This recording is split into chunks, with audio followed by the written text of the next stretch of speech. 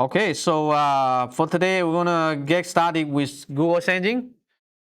And so I've already shown you how to set it up, install the packages on Google Colab or on your local computer, and how to set up the Google Earth Engine token on Google Colab so you can run it without having to click the buttons every time.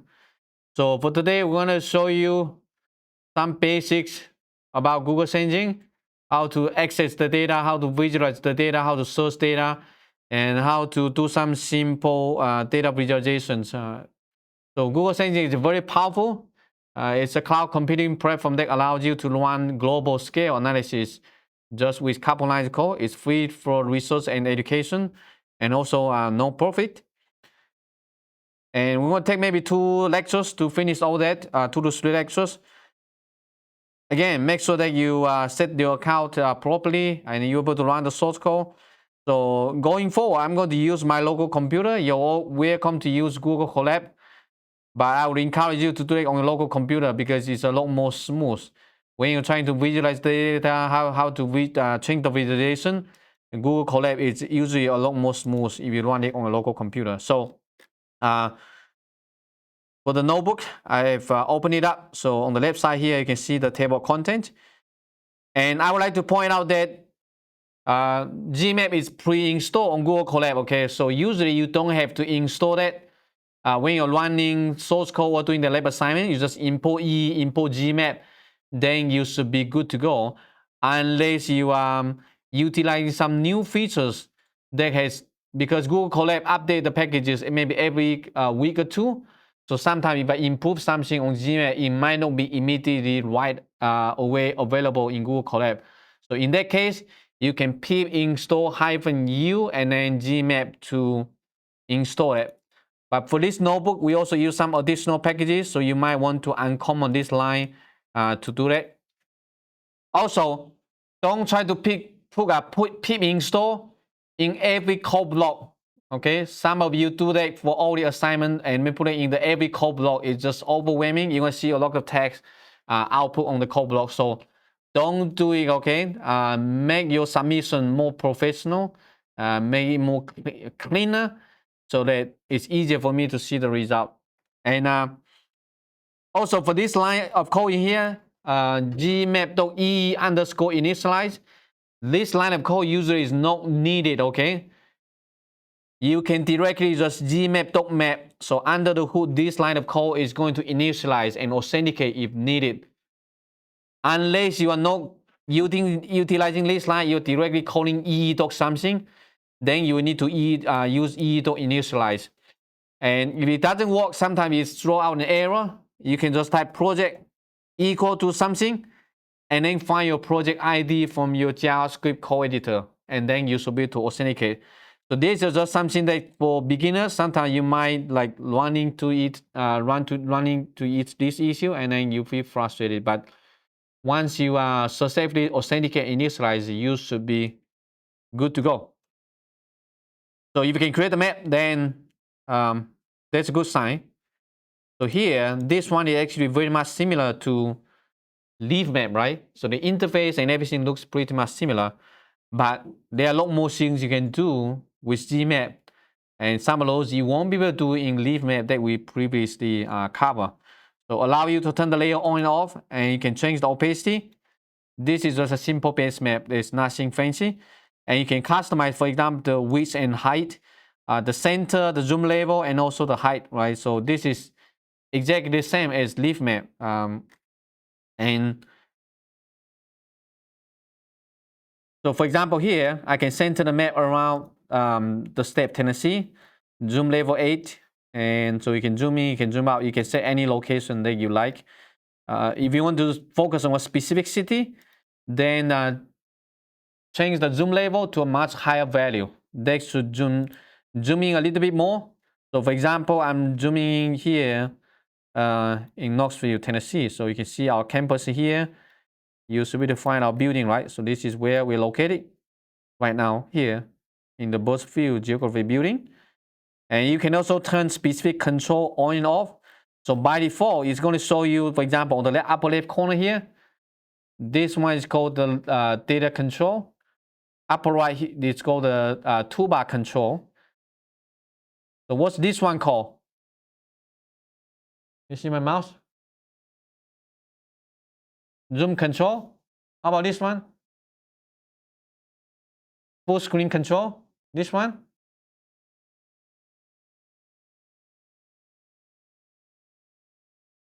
What does this one call? Draw control. How about this one?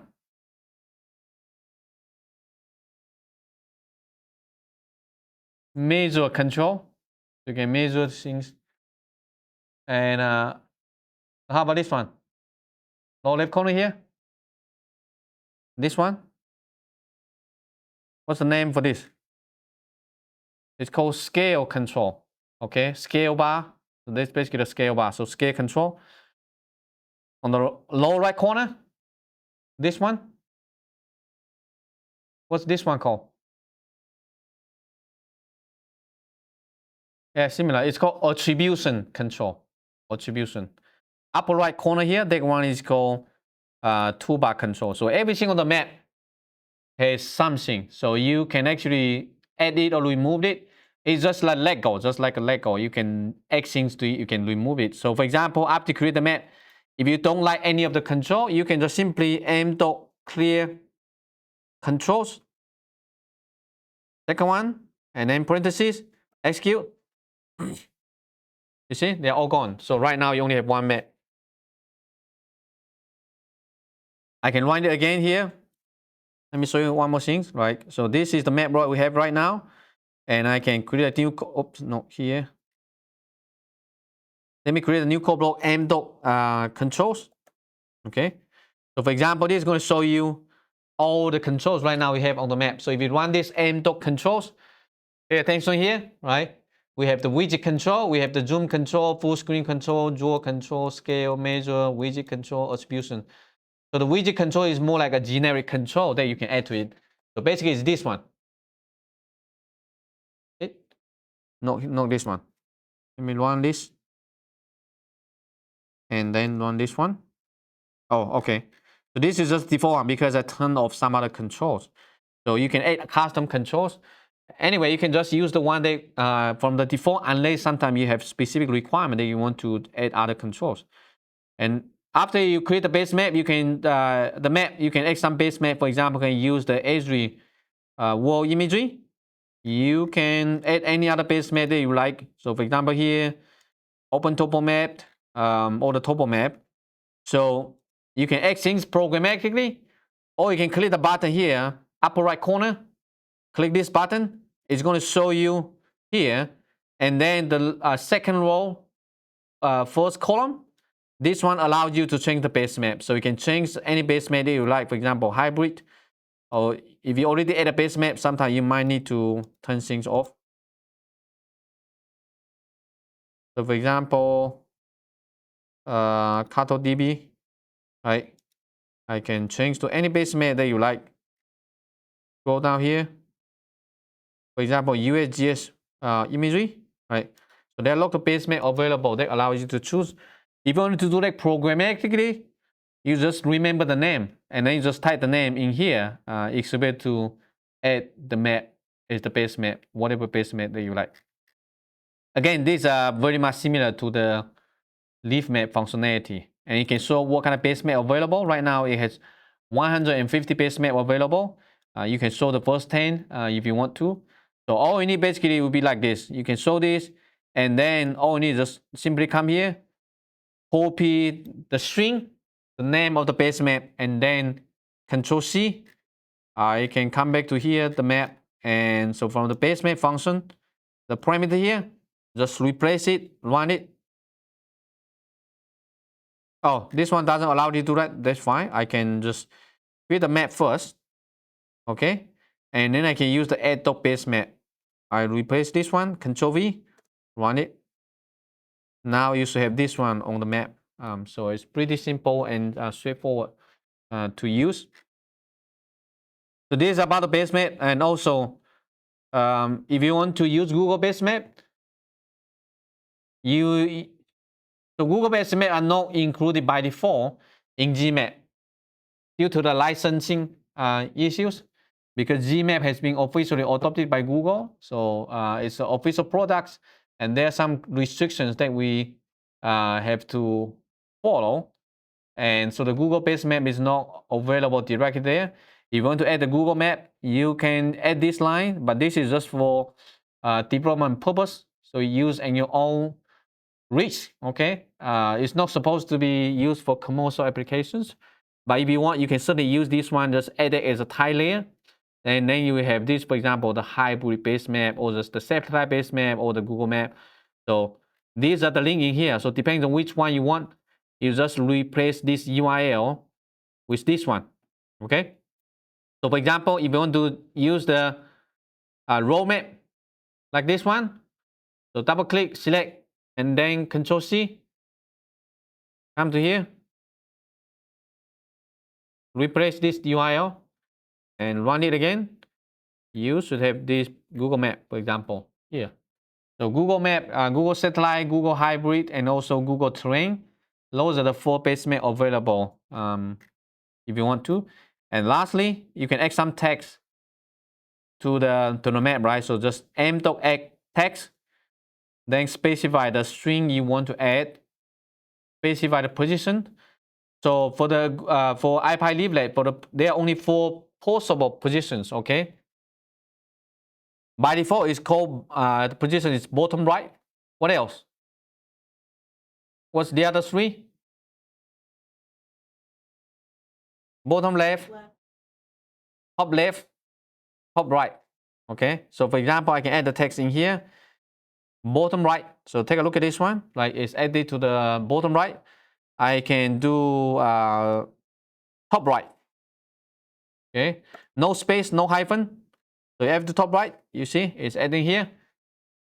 And then you'll be top left and bottom left, right? So I can add to top left, upper left corner here. It depends on how many controls you already have. It will add it beneath the one. So although you add to the top left, it doesn't mean it's going to be all the way to the top left, because you already have something else occupy the position. So it's going to just follow something beneath there. So this allows you to create something like this. And this is where it's useful, because you sometimes can add some text, for example, top, bottom left, okay? And I can say, okay, the text created by, okay, Dr. Wu, run it, okay? So you can add anything you like to the map, add some text, add some images, you can add some logos, whatever you like, if you want to.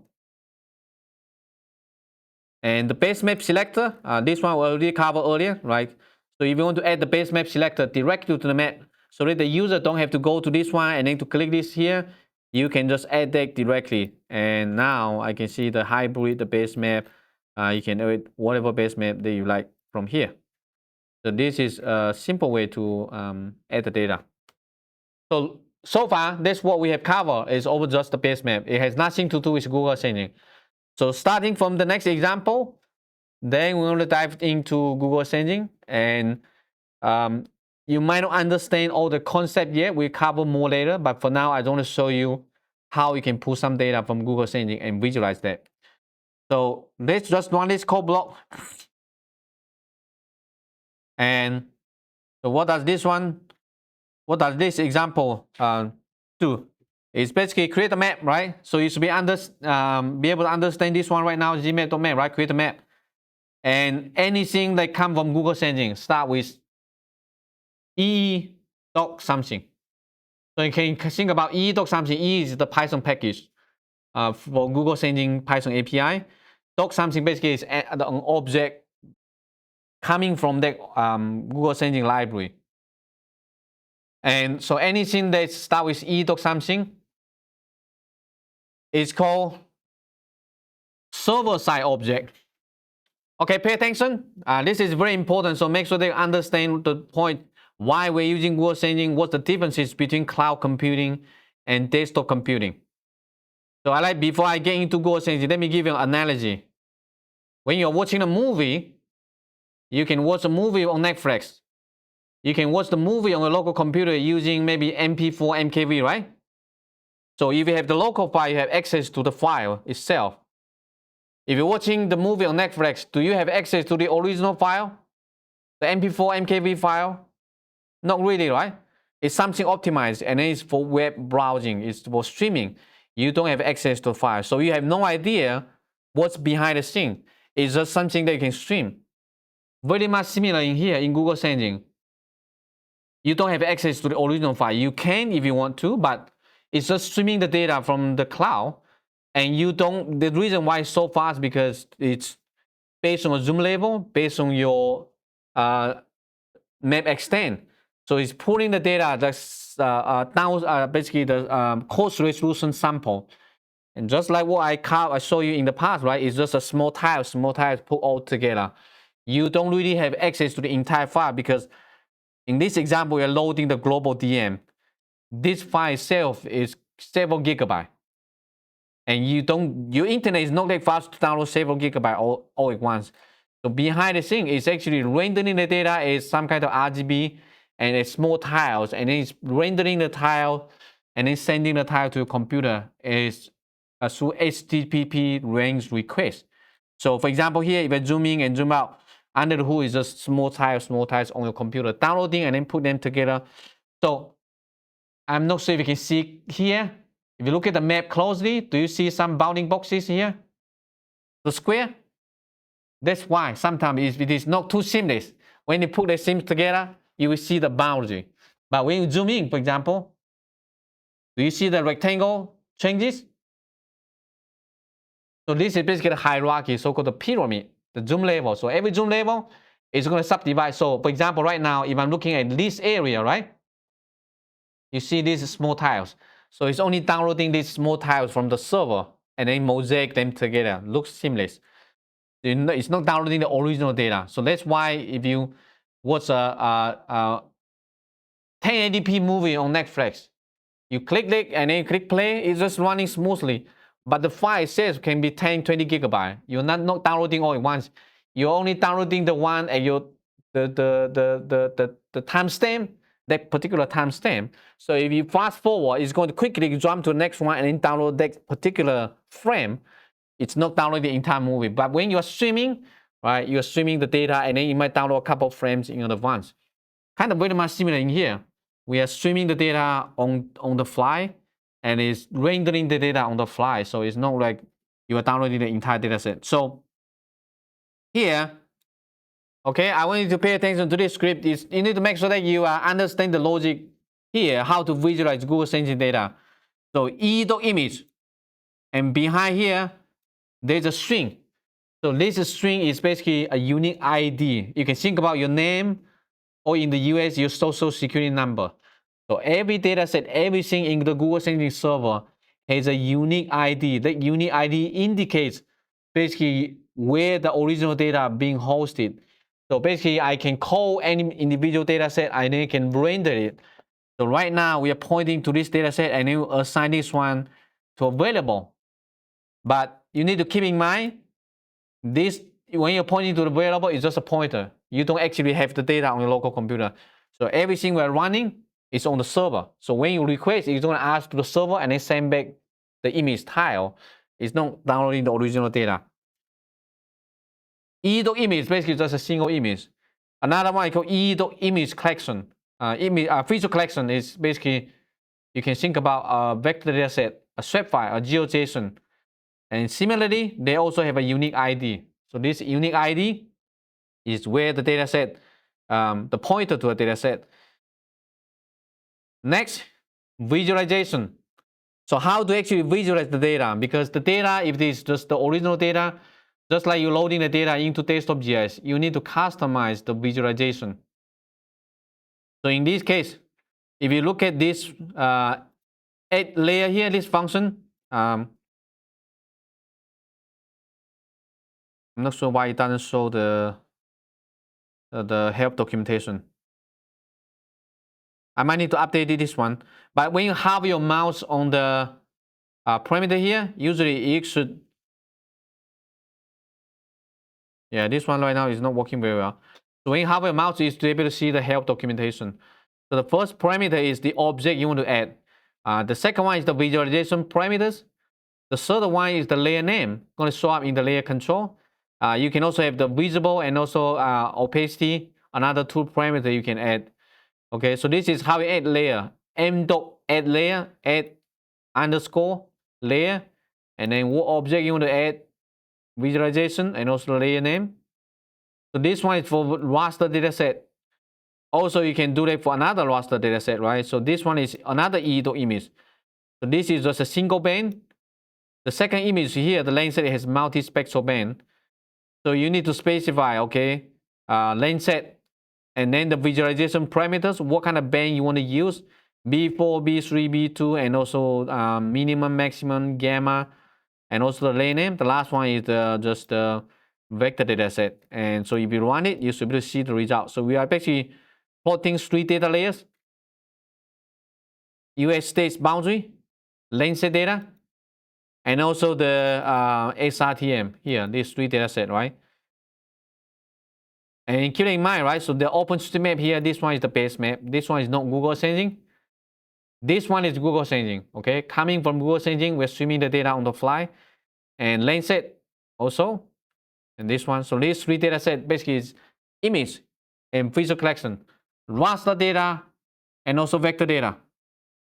And so once you load these things up, you can change the visualization. So what I want to show you here, once you load the data set, if you don't know what kind of color map to use, sometimes you might have no idea. So let me show you here. The easiest way to do this would be like this. So I'm going to create a map. I know this is the data set I'm going to use, pointing to the data set. And then you can just simply m.add layer.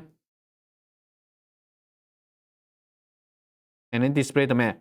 So assume that right now you have no idea what kind of visualization parameters to use. Usually for kind of code snippet, I'm going to start something like this. Pointing to the data, add the data layer. I don't know what to put. I just going to wait. So this will be usually the default way of visualizing the data, and then it's going to look like this. Why? Because you don't specify the color map. You don't specify what to use. By default, it's going to use the grayscale color from 0 to 255. So it's going to look like this. It doesn't look good. But once you add the data, if you see the layer control here, there's a settings button. So if you click this one, it's going to pop up the interface. And this is where you can change the visualization. So here, you can go to the color map and you can scroll down. And I know this is a DM, so I'm going to use the terrain. Okay, hit apply. What happened? Why it's all white? The reason is because the range, right? So the range here we set from 0 to 100. So anything greater than 100 will be white color. And of course, the DM elevation, 100 is too small, right? So what's the suitable value that we should enter here if you need to visualize the global elevation? What's the maximum elevation on Earth? 100? 1,000? 10,000? 100 is too small. How about 6,000?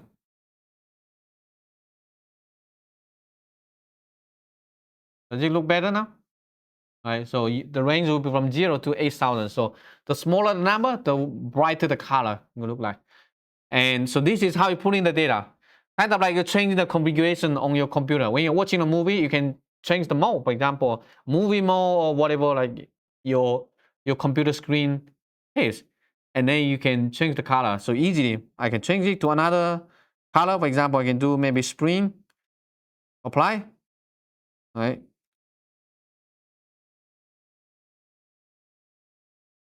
And this is how you can use Geemap, right? So we are basically putting the data. Again, this data set, all you need is just figure out what's the ID. And then just add it to the map. And then you can play with the visualization. You don't have to worry about where is the data being hosted. You don't care, right? If you're trying to watch a movie, do you care if the movie database, the server is on the East Coast or on the West Coast or in other regions? You don't care. You just want to watch a movie, right? So for us, we just want to see the data, and that's it. So as long as you know the ID, that you can just put the data. So simple. Take a look at this. 4 lines of code. You can visualize any data set. So they are 100 petabyte, but the data catalog has 100 petabyte. You can find any data you like. So what you can do if you want to find any data set is to go to the Google Sensing website. So let me show you where actually find the data, right? I'm going to go to the data set here.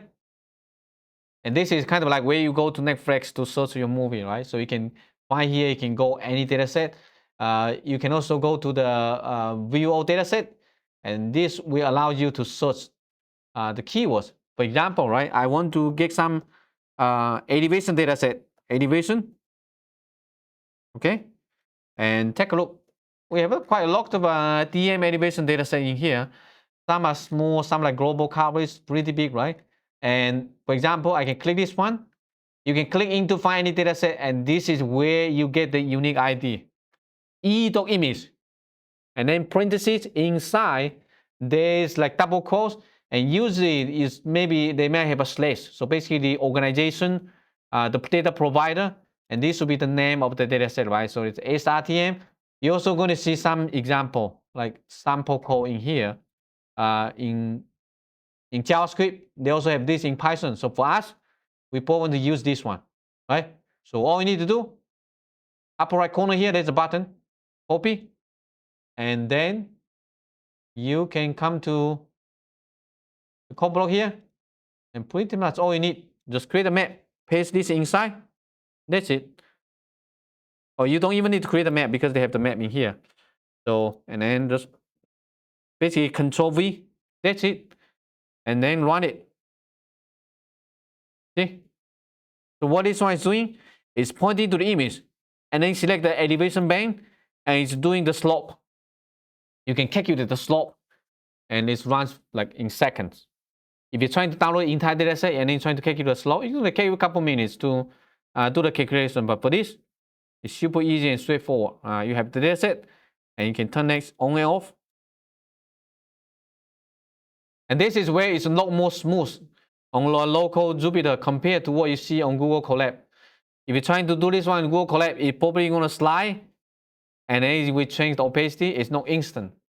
So the performance on local computer will be so much better. So this is how you can pull the data from Google Sensing. Of course, there are other vector data and then other images.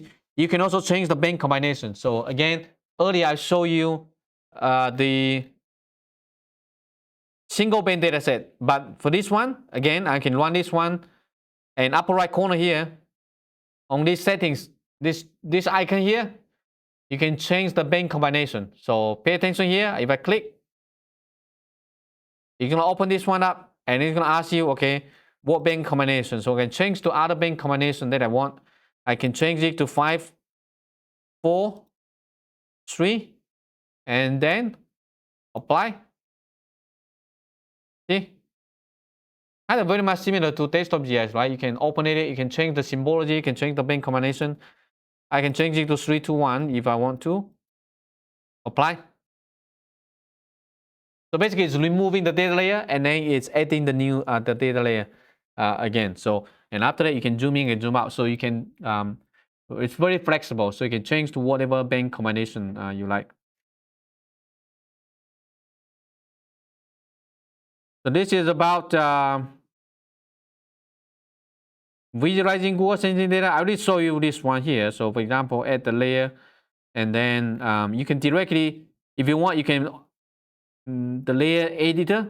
So this one allows you to open this one if you want to, but it's not required.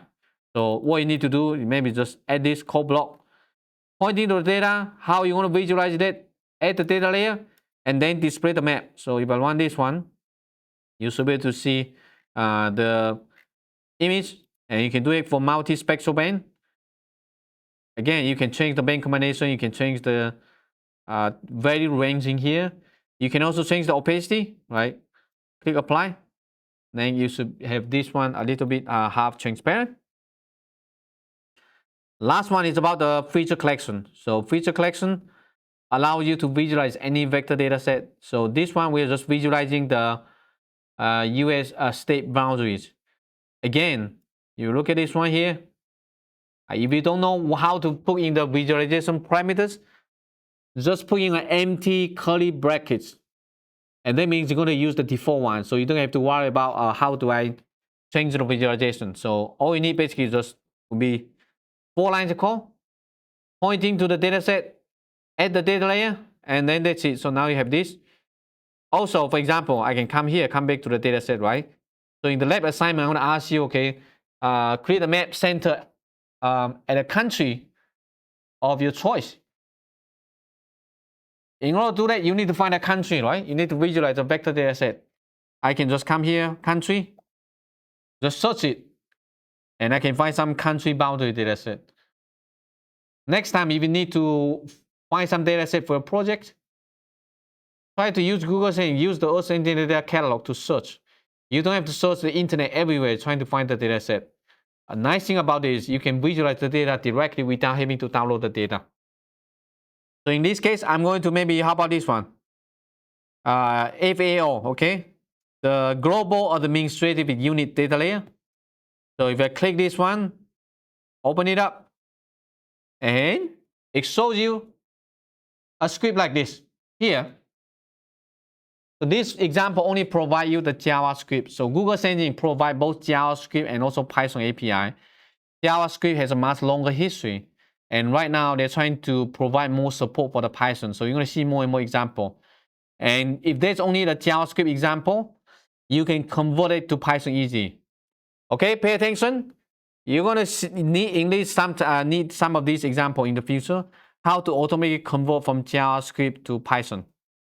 So what you can do here is to copy this one here, copy the code example, and then go to the map in here, and then we close off them. So upper right corner here, there's a button. Click this one, the second row, second column, and click this one, open. This one allows you to convert any JavaScript or any JavaScript examples to Python without you having to manually doing that. Okay. So I'm going to see Control V here. Then just click Convert. Okay. And you see it's done. Now I can come here, select all of them, Control C, and I can just come back to this one. So it depends on the name of the map variable you're going to use. Sometimes it might be lowercase, uppercase. So if it is uppercase, you can change this one to uppercase. Just map. And then, oops. The last line here, change it to map. And you will run it. You see that? So now I have the country boundary data set loaded into my map. And it's not downloaded from the internet. It's just streaming the data on the fly. Really easy. So you can basically use any example, the data set that provided by Google Engine, you can stream the data right away. So assume this is okay, this is what it looks like. You don't like the color, you can change it. So again, the layer control here allows you to change the visualization. So I can click this button. It's going to pop up. And then from here, oh, this is already visualized. So probably you don't want to specify the visualization. So the easiest way, for example, let me show you. The easiest way to visualize would be like this. I can delete all of this. Okay. Pointing to the data set and then just use the add layer function. Sometimes you might see add uppercase layer or add underscore layer. They are the same thing. Okay. So for Python convention, we want to use the add underscore layer. So it's kind of a Python convention. So for this data set right now, if I add it like this, by default, it's all going to be like half transparent, gray color. So if you want to change it, you can click the button, and this time it should allow you to change something like this. So if you need to, for example, okay, I just want to change the symbology to outline, no fill color, we can do it from here, right? So the opacity, the color, so this will be the outline color. I can change it to maybe red color. Okay, and then from the opacity, I can change the fill opacity to 0. That means right now we are not utilizing any color. So look at this, right? And you also change the point size of the line width, right? From 0 to 1. Hit apply. Right. I can change to another color if I want to. For example, blue. And then apply. Okay. So no matter it's vector data or raster data, it allows you to visualize data easy without much effort.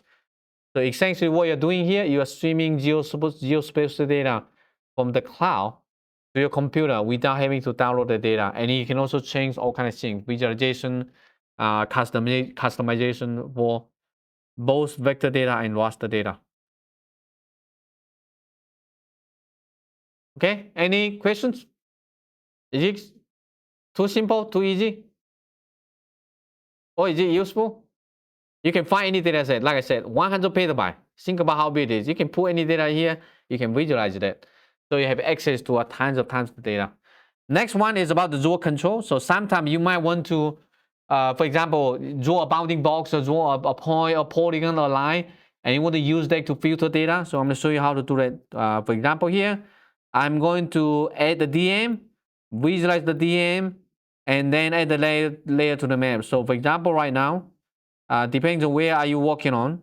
For example, here, if you're studying the mountains, right? I just want data for this area. So just try to recall how we did that for using X-ray and also raster IO. I asked you to clip an image, right? Remember? So look at this one. I can use the drawing tools to draw anywhere on the map. All right. And then just run this code block. Boom. Done. How long does it take? Less than a second. Is it faster than raster IO and X-ray? Of course, this one is using the server. So behind the scenes, think about here. The reason why it's so fast because Google Sending has tens of thousands of servers.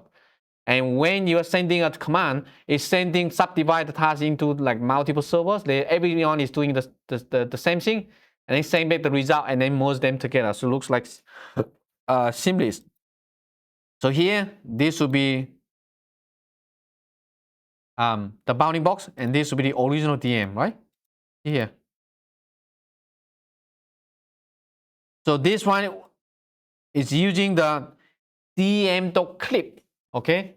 So all the ascending object has some functionality. So DM, right? If you recall here, DM is an image, image. So once it becomes an object, the object has all kind of methods. So this is called object-oriented language. Basically, every object has properties, events. So let me create a new code block just to show you. DM dot. Do you see all this popping up here?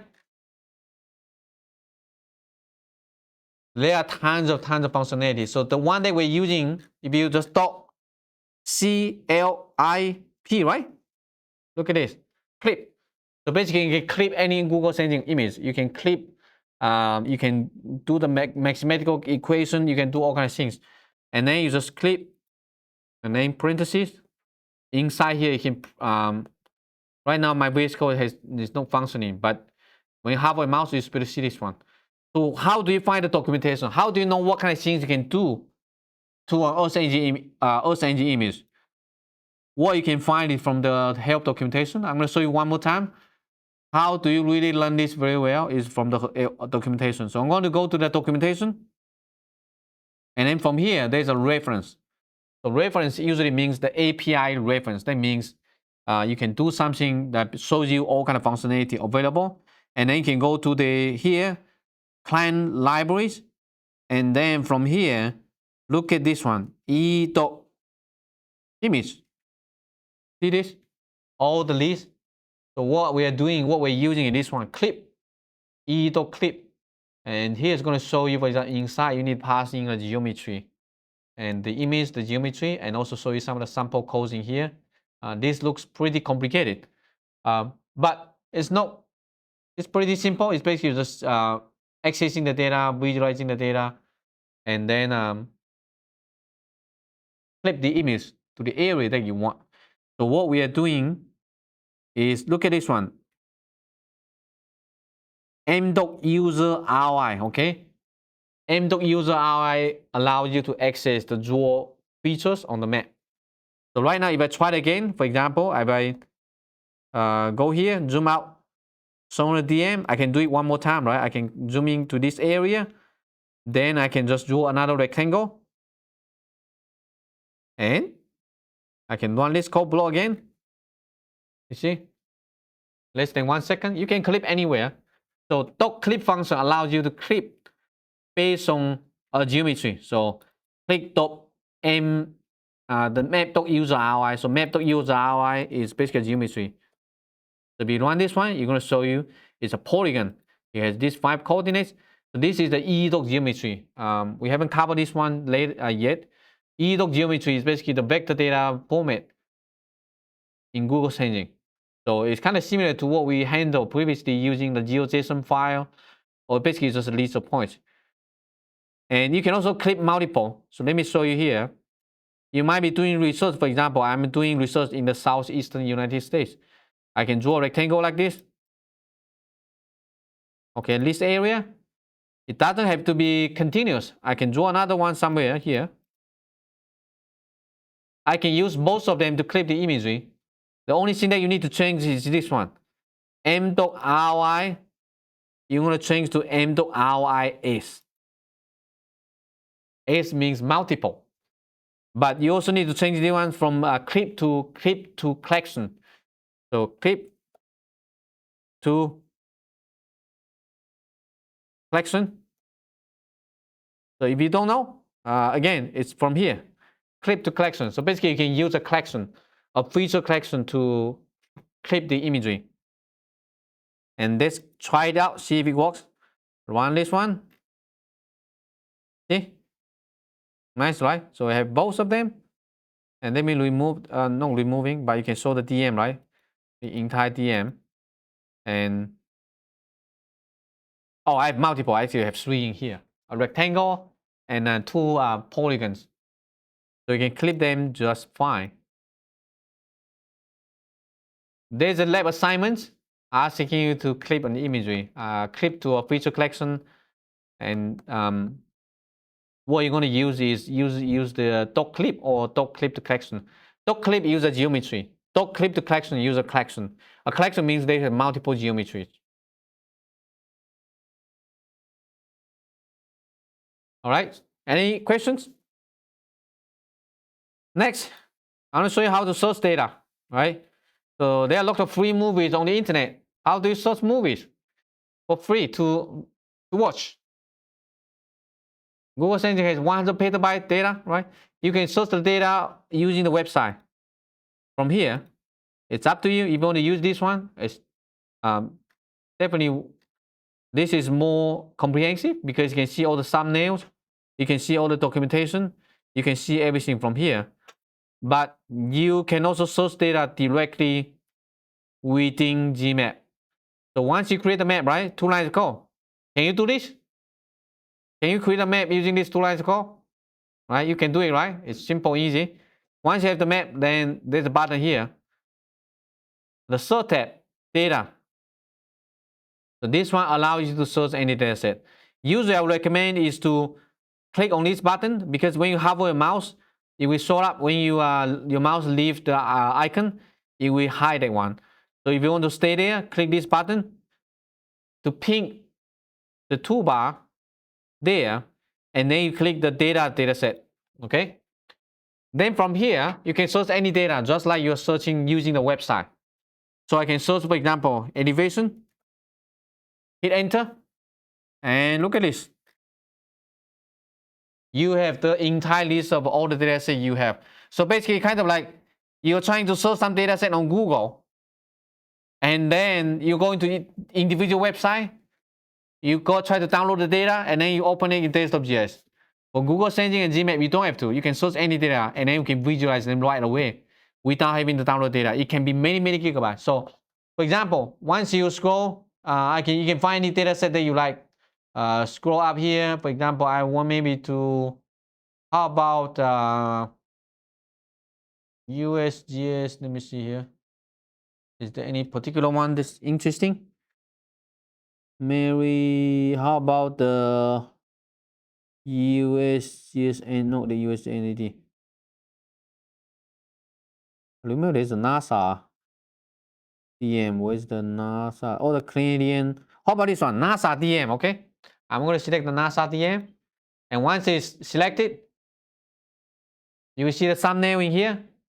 Is the date. So this one is the most important one that you need to copy, okay? So this give you the unique ID to the dataset. But even more easier, there's a button here, import. So just click the import button and look at this. So now I have the sample script in here. I can just simply select all of them, or you can just use Control C. Select the sample code, Control C, and then come back to the map in here, Control V. Oops. But the only thing right now, I think in the future I'm going to use the lowercase map. Right now it's still uppercase, so I have to change it back. So you can change it to uppercase map, and then uppercase, and then you can just run it. See, you can have the data set like right away. Visualize that. It takes you less than 5 seconds. You get access to the data set. You visualize that. So in here, by default, it's just using the simple, for example, elevation, update, and mass. So what this one is doing is anything less than 0 meters is being changed to no data, right? So right now you don't see the data there beneath. So you can find any data set you like. It can be elevation, it can be fire, it can be lane cover, it can be anything. So for example, I can search another one. How about like lane cover? And there are tons of lane cover data set available. Lane cover. Next time, if you need to find any data set, just use this one search, and then you can find like from the list what kind of data set available. So for example, I want to utilize the European Space Agency 10 meter like lane cover. So just select this one, 10 meter V200, and select it. Again, this will be the unique ID. What we can do here, just click the import button and look at the source code. Select, Control C, come back to the map, open this one, replace, run it. You see, we have the ESA lane cover data set right away. And the nice thing about this one is you have access to the original data. So this is real remote sensing data. Although it shows you on the map, it's using the image tile, but you have the pointer to the original data. You can use it for running all kind of computation. You can calculate, for example, the area of each lane cover type for each country. We're going to show you some examples later, but right now just showing you, you can actually visualize the data without having to download the data. And it's very powerful. Like I said, 100 petabyte of data at your fingertips. All you need to just figure out how to access the data, how to visualize the data.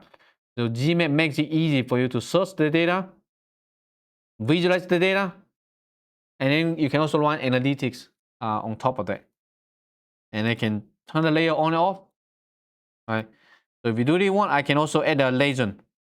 M.add legend. Okay. Built-in legend, and then it will be ESA wall cover. I think it's underscore. See? All right, so you have this in here. One thing I want right now I can show you, you can use the so-called inspector to inspect the pixel values. Although the data is not on a local computer, but we can do that. So take a look at this one, upper right corner here. Click the button. The first row, first icon, this identity icon. If you click that, and then you hover your mouse on the map, right? I can click anywhere.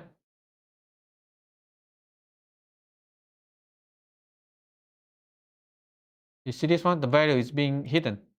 But you can see here, map, number, value 10. What's the value 10? This, right? What does the red color represent?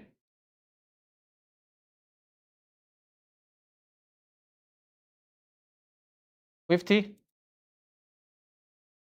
build up area, right? So it's not just a simple one that just RGB. It actually has real value. So it's actually remote sensing data. You have to understand that how this is work. How does this work? Behind the scene, when you click your mouse on the map, Geemap is going to get your mouse clicking coordinates. And it's going to send the coordinates to the Google Sensing server to run the computation. Find out the pixel intersecting with the coordinates. Get you the pixel value and send it back. Because the data is not on a local computer. So this is very different from you use desktop GIS, QGIS, ArcGIS to open the raster dataset and then you use the inspector. Because the data is locally, so you can get the pixel values. In our case here, the data is not on the data is on the server. So you need some way to get the data from the server and then get the information back to your client. So this is why it's important to understand client-side object and also server-side object. Server-side means the data stay on the server, but you don't know what the data looks like. It's just a bunch of values. It has been optimized. It has been saved on the Google Sensing server. But this is Geemap allows you to inspect the data easily utilizing some of this. And you can hide this layer, data layer if you want to. So try to search any dataset that you like and see if you can find something that interesting. Also, the dataset, there's a dataset module, so we can import the dataset. So the reason for this one is sometimes you don't want to search, you don't want to open your browser to search everywhere. Then you can import this one, Geemap, the dataset module. And then, so for this one here, think about this is the entire movie database. And inside there is a hierarchy. So think about you have action movies, you have romantic movie, you have horror movie, whatever. But everything is under this data space. So once you import it, I can just type data dot. Do you see the list? Just data dot and then take a look. You have the entire data catalog. So basically it's just hierarchy. So you can go, for example, I know maybe the data provider is USGS. Or maybe NASA. Right? You can see lane set, blah blah. So you can access, you can go to the dataset, you can see all the lists of the dataset available. So in that way, you don't have to do that manually. Go to the website. So behind the scene, it's going to convert this one to just a string. And you will see here, this is basically the satellite sensor, the mission, and then lane set 9, collection 2, here 2, pop-ups atmosphere. So everything has certain meanings in here, but you just need to figure out how to access the data. So just think about, you can source data from the website, or you can just use this one to go on and on, right? So if you go back to the example that we did previously, look at this one. It's called ESA, and then lane cover V200. We can access it from here as well. So if I type the dataset and remove it, you'll be data.ESA. You see that? And then ESA. And then wall cover 200. Oops.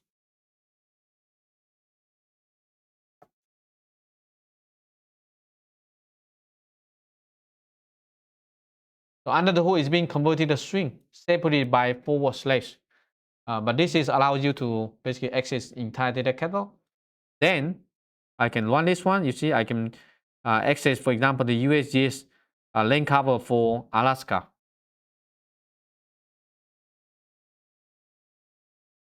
If you want to get the metadata, there's a function called get metadata. So this one is similar to when you search the data, you can show the information, description, the band, the properties. So the hyperlink can take you to the website. For example, if you want to see more information about that, you can click the hyperlinks. Then you will take you to this website and you're going to see all the source code examples from here, the band, the property, everything like this. So this is kind of like you go to the movie like page, you look at the cast, look at the plot, or the summary, whatever, for that particular movie. But in this case, we're looking at just geospatial data set.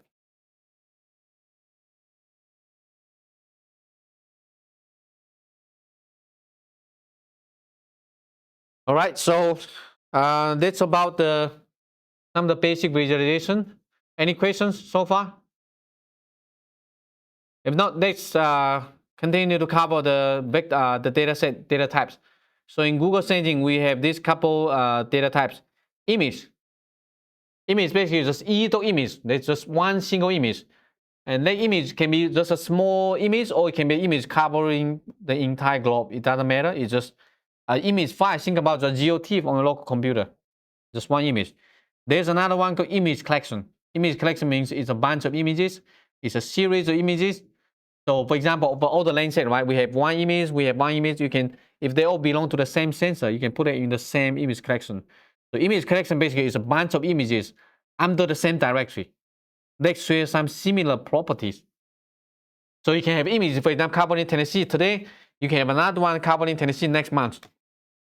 You can put all the images together under the same folder. It's going to be treated as an image collection.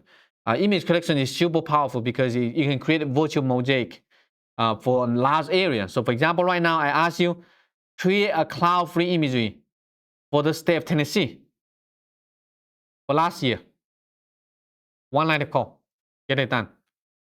You can create another one for the last 20 years, every year. 2 lines of code, get it done. Image collection is super, super powerful. We'll show you more examples later. Geometry. Geometry means it's just a shape. There's no attribute information. So if you create a map, you draw a rectangle, that rectangle is the geometry.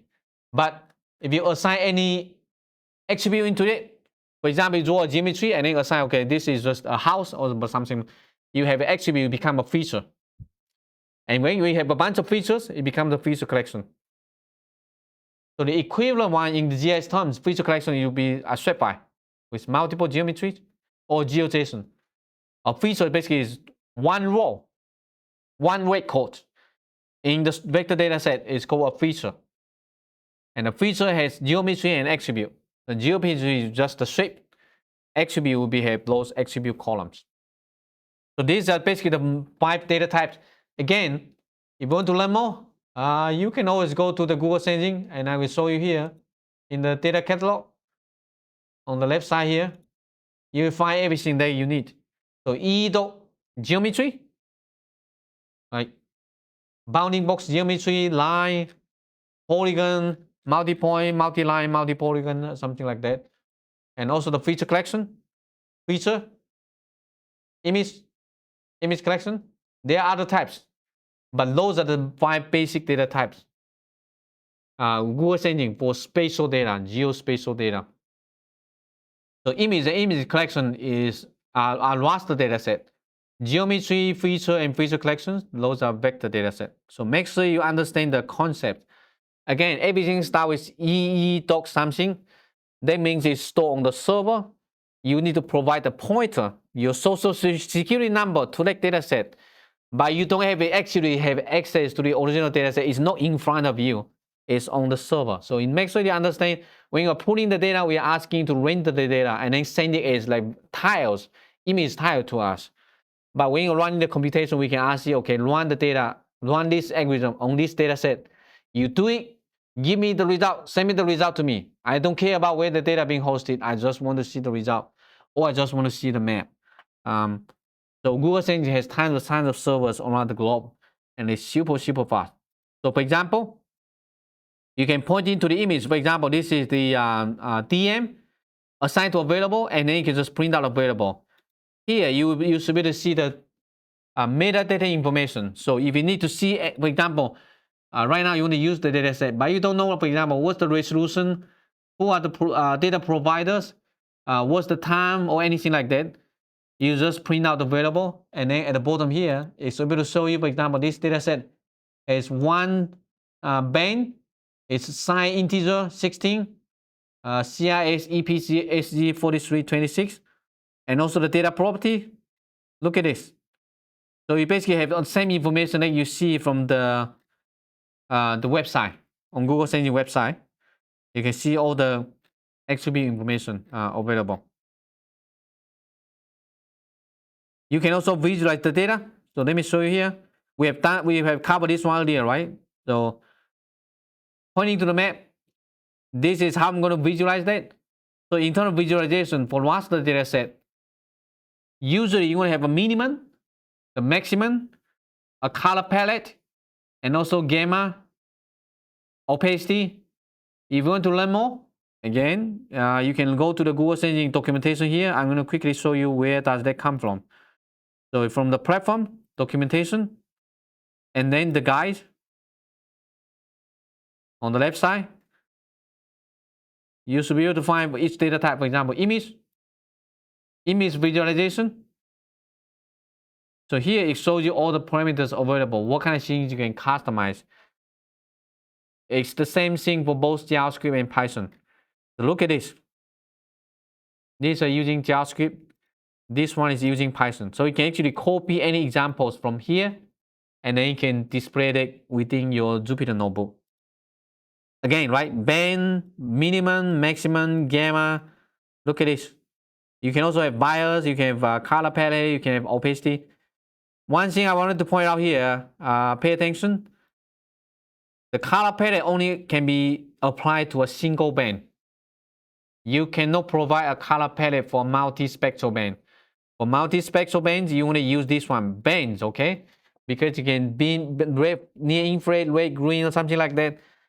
Color palette can only be provided for a single band raster. So don't try to provide a color palette for multi-band. It's not going to work. So right now, this is one single band. And the next example is image collection. And this is going to show you the real power of Google Sensing. So this data set right now, the image collection, we are pointing to the Sentinel-2 surface reflectance, the harmonized data set. And this data set, I don't know how many images in there. This one probably has millions and millions of images in there. But what we're doing here, see how long does it take to run this one? 0 seconds. So what we're doing here is pointing to the entire archive.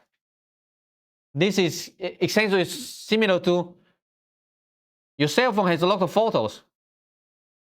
I want to access your photo. I'm basically just pointing that to your cell phone, to your ID. That's it. I don't need to know like how many photos in there until I'm going to ask you for it. But right now I have access to the entire data catalog. And this one is huge. It's really huge. You have access to the entire database.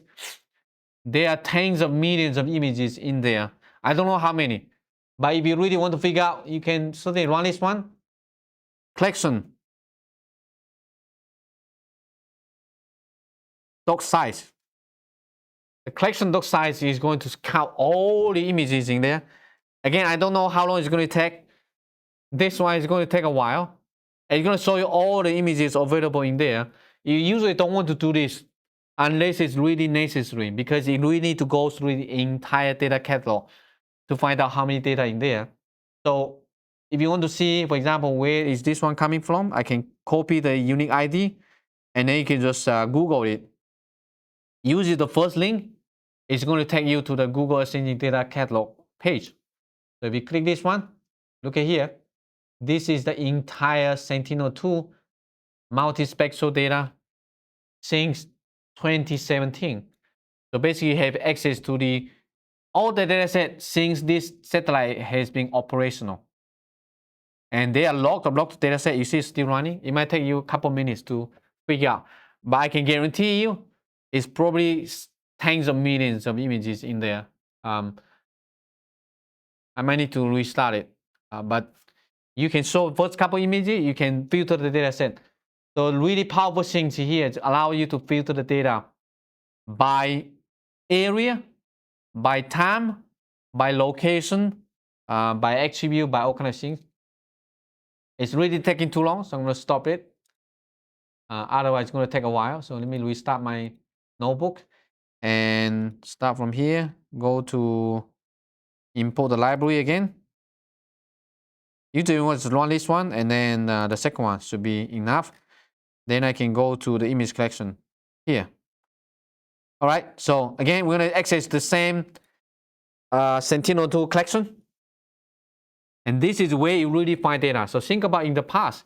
If I give you a task, okay, find the Lancet data or the Sentinel-2 data, covering Knoxville, Tennessee. How are you going to do that?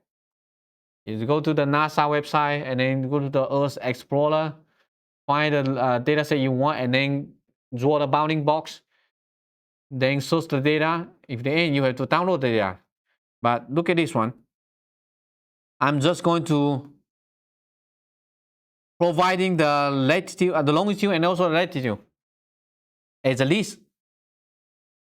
Then you can use this one called filter bounds. And then provide a geometry. So the geometry can be a point, can be a line, can be a polygon. So you're going to filter the data and then give it the size. So look at this. How many images? 859 images covering this particular location. Then you can show the first one. For example, I just want to show the first image. And this one here shows you the unique ID. So this one shows you the unique ID to the data set. It's going to show you, for example, how many bands, right? There are lots of bands in the Sentinel-2 data set. And what kind of properties? So you can figure out what's the date, the acquisition date, and all kind of things in here. It's pretty comprehensive. So once you figure it out, look at this one. I can filter the data set. I can, by geometry, I can further narrow down. So earlier, I show you basically, okay, I want the data set covering Knoxville, Tennessee, all the images, and it returns 859. But you can continue to add more options. For example, I only want the data from last summer, from July 1st to October 1st. And I also want the cloud coverage percentage less than 5%. So this one basically is the property. So the property comes from here. Look at this. Right? Cloud cover pixel, a cloudy percentage. So this image is 66%. So certainly it's not a good imagery. So I can narrow down, okay, I just want an image with less than 5%. Run it. How many images? 5. So that means there are 5 images last year with cloud coverage less than 5%, covering Tennessee, Knoxville, Tennessee. And once you have that, now I can visualize that. So I'm just going to basically select just the first image. Images stock first. That means I have 5 images that are pretty good. I will show you just the first one. And let's take a look at what it looks like. See? So now I have the data. Did I have to go to the website to download the data? No, you can filter data for any location, any time, using any attribute. And of course here you can change the combination, you can change all kind of things. If you want to, you can change the color, because right now, you will see here by default, it looks like this. But I can also provide, for example, images. Because there are 5 images meeting the criteria, you can put all the 5 images all together. So look at this example. Images dot median. So what does that mean? It's going to put all the images together. And if there's any pixel that has multiple images, come from multiple images, it's going to take the median value. So median value means it's not too bright, it's not too dark. Usually you will end up with a pretty good. So for example, if I run this one, look at this. So I end up with another image.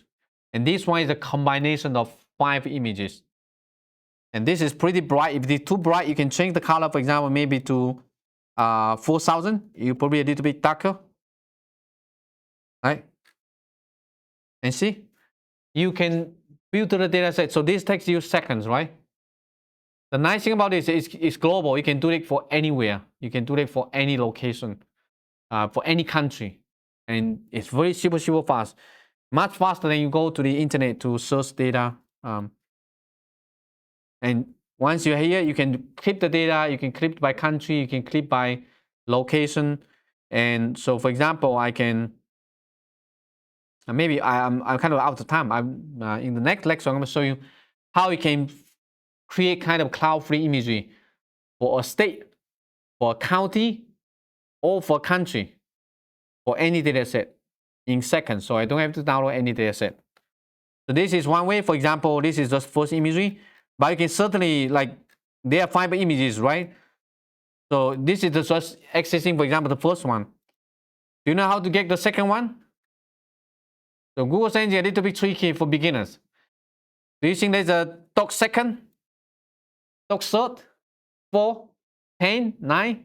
No, it doesn't have that. So what you need to do is to convert this one to a list and then use the list to get index and then convert it back to an image. So I'm going to show you here. Sometimes you might need this one. For example, I want to access the second image after these 5 images.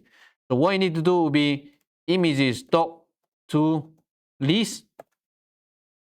And then because I know there are 5 images in there. Okay. And then dot get index 1. That means right now I'm getting the index 1, the second image.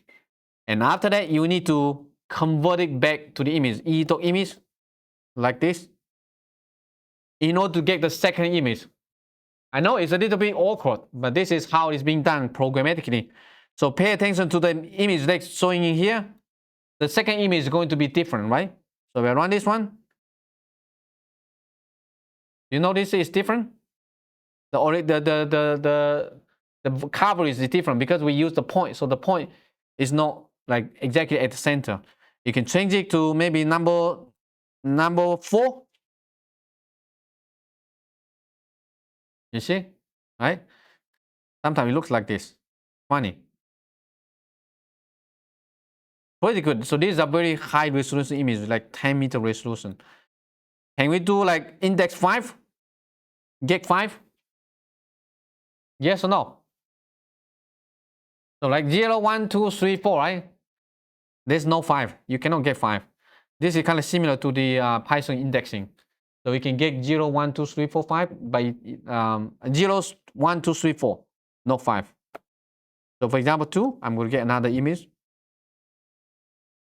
So in this way, you can get all the images that meeting the criteria. Super flexible. Okay, so that's all for today. And make sure you practice, understand some of the samples. And the next lecture, we're going to cover more about Google Search Engine, how you can do some analytics on Google Search Engine.